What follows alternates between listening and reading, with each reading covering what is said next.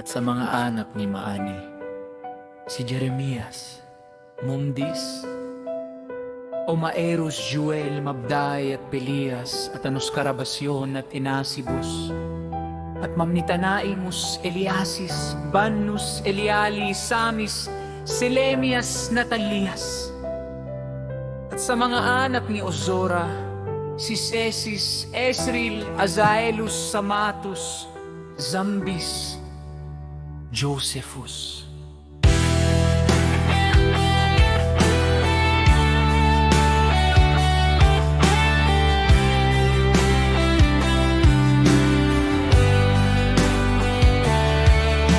At sa mga anak ni Etma, si Mazitias, Zabadayas, Edes, Juel, Banayas.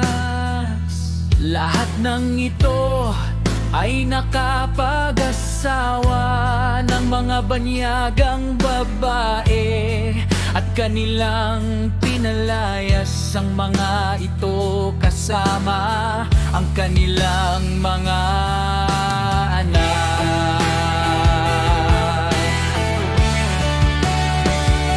At ang mga kahanan, Levita, at yaong mga taga-Israel ay nanahanan sa Jerusalem at sa lupain.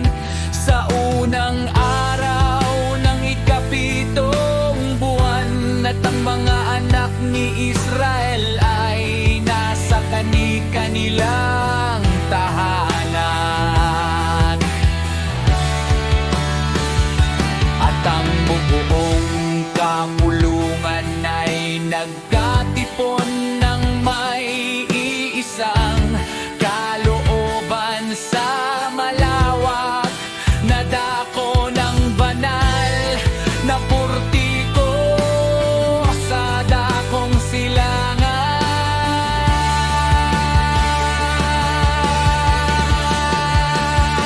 At kanilang sinabi kay Esdras na saserdote at tagapagbasa na kaniyang dalhin ang kautusan ni Moises na ibinigay ng Yahweh, alahayan ng Israel.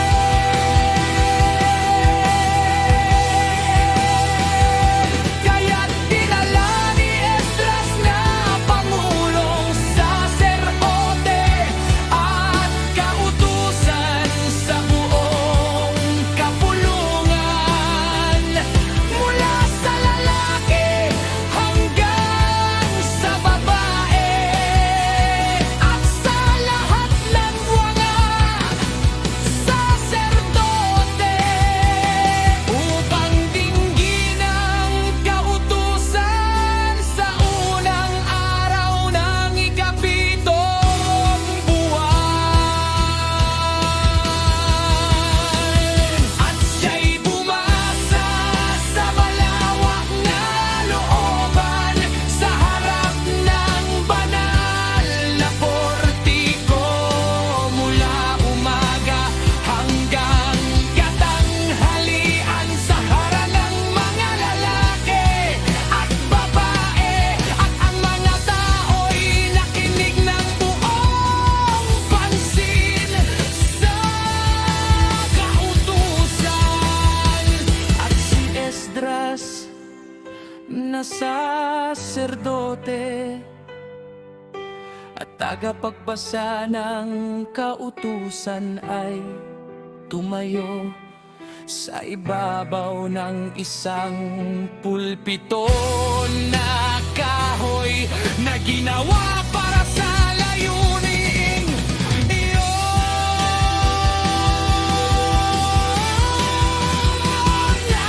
At tumayo sa tabi niya, sa kaniyang kanan, sina Mattatias, Sammus, Ananias, Azarias, Urias, Ezesias, Balasamus,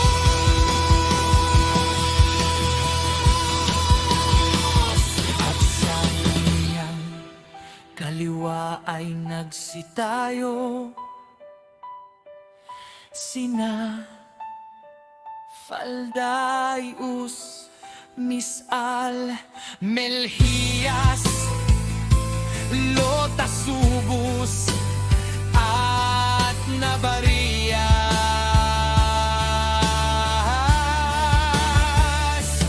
Pagkatapos ay kinuha ni Esdras ang aklat ng kautusan sa harap ng kapulungan, sapagkat siya'y nakaluklok ng marangal sa unang dako sa paningin nilang lahat.